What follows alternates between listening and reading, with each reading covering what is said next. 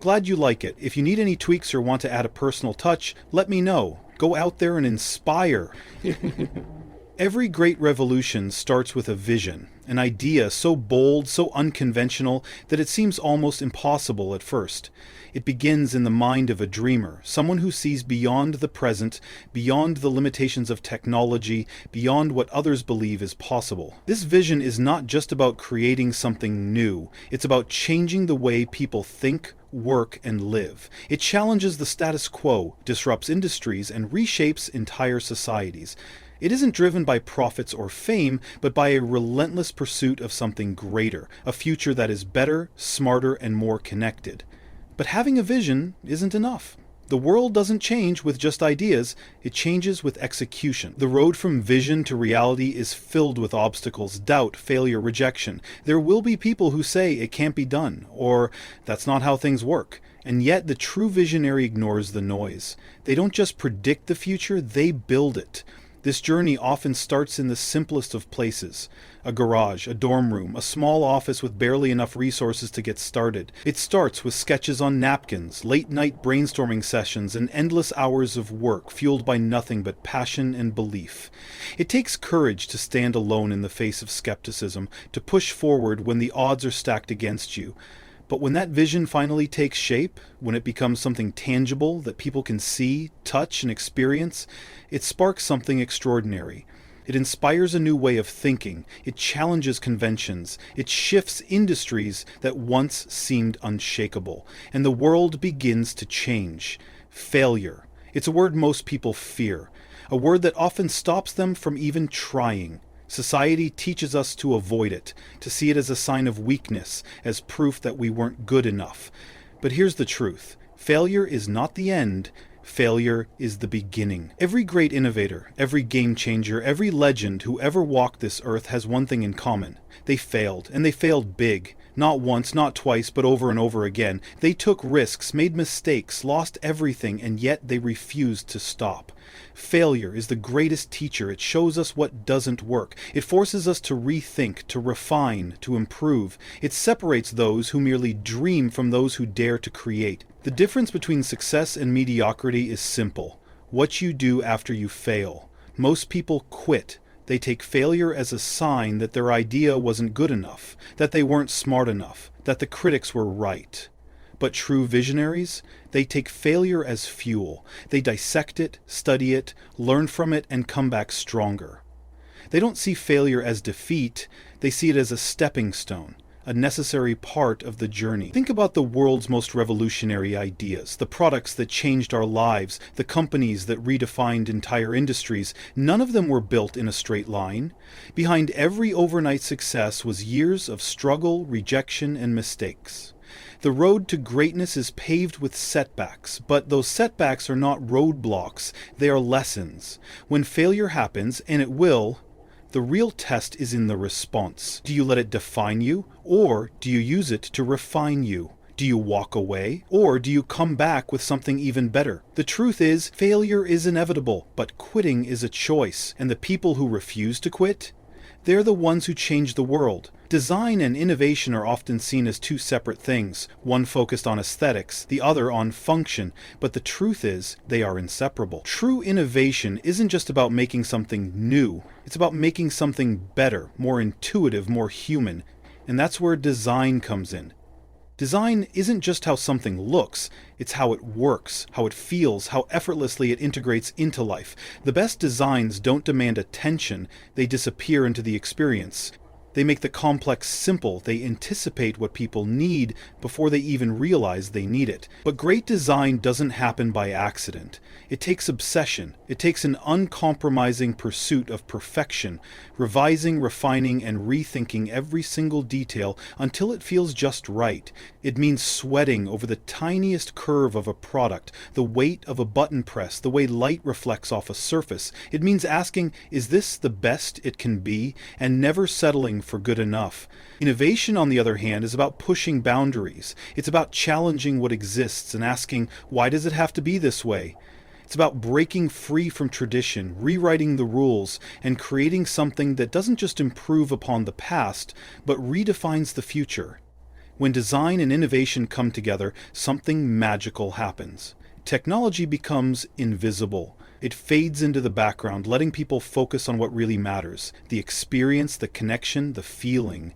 The best innovations don't just impress, they inspire. They create movements. They change the way we live, work, and think.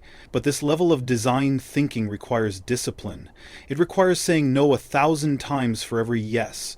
It demands the courage to throw away months or even years of work if something isn't perfect. It means refusing to compromise, even when it's the easier path, because at the end of the day, true innovation isn't just about what you add, it's about what you take away. And when you get it right, when you reach that moment where everything just clicks, where the product doesn't just work but feels almost inevitable, you realize that design and innovation were never separate, they were always one and the same. The world is shaped by ideas. Some follow the rules, improve on what exists, and move things forward step by step. But then there are the rare ideas, the ones that don't just improve but completely redefine. The ideas that come from people who see things differently, who refuse to accept the way things have always been done. The people who think different. Thinking different isn't easy. It means standing alone when no one else sees what you see. It means challenging conventions, questioning authority, and breaking the mold when everyone else is content to fit inside it. The greatest innovations in history weren't born from following the crowd. They were born from someone who dared to step in the opposite direction. The world resists change. It tells you to stay in line, to follow the formula, to play it safe. It values predictability over originality, stability over disruption.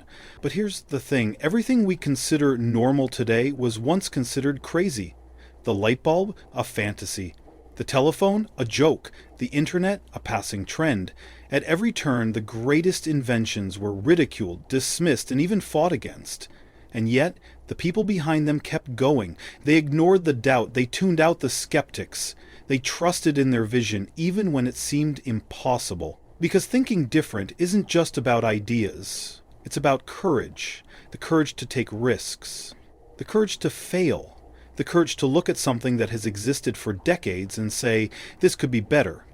It's the ability to see beyond what is, to imagine what could be, and that's the secret.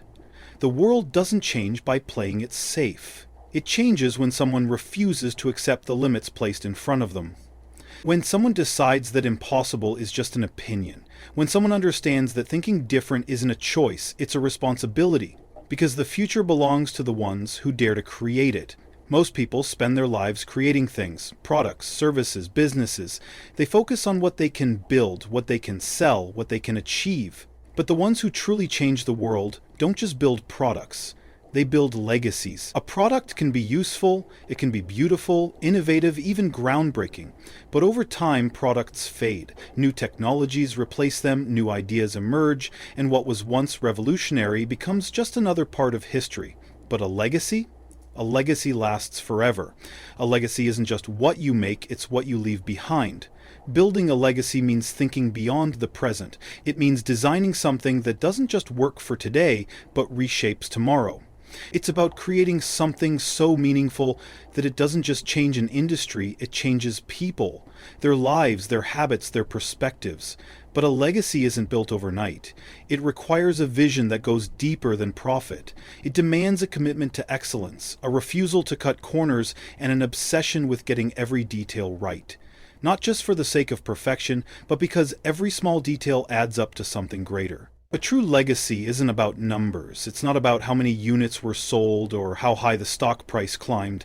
It's about impact. It's about the way something makes people feel, the way it inspires them, the way it gives them the power to create, to dream, to do something they never thought possible. Think about the greatest minds in history, the ones who built things that mattered. They weren't just engineers, designers, or business people. They were storytellers. They didn't just sell products, they sold visions of the future. They made people believe in something bigger than themselves. And that's what separates a company from a movement, because at the end of the day, the most powerful thing you can build isn't a product, it's a belief.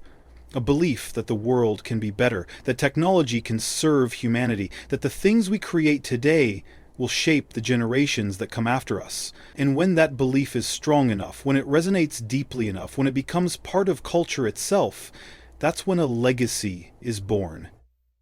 The future is not something that just happens. It is not predetermined. It is not written in stone. The future is built by people, by ideas, by choices. And right now, at this very moment, the power to shape that future is in your hands. Look around. Everything you see, every piece of technology, every system, every way of doing things was created by someone before you. Someone who made a decision, who took a risk, who had an idea, and refused to let it stay just an idea. But the world doesn't stop evolving. The problems we face today won't be solved by the thinking of yesterday. The breakthroughs that will define the next century haven't been imagined yet. That responsibility now belongs to you. So the question is, what will you do with it? Will you follow the path already laid out for you, or will you carve your own? Will you accept the world as it is, or will you push to create something better? Because the future isn't made by those who sit on the sidelines. It belongs to the ones who take action, who challenge what's possible, who refuse to accept limits. The truth is, the people who change the world aren't necessarily the smartest, the richest, or the most powerful.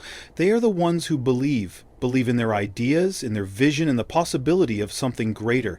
They are the ones who don't wait for permission. They start, they build, they fail, they learn, they keep going. And this is where it starts. Not tomorrow, not someday, now. Because the future is not created by watching, it's created by doing. And right now, it's in your hands.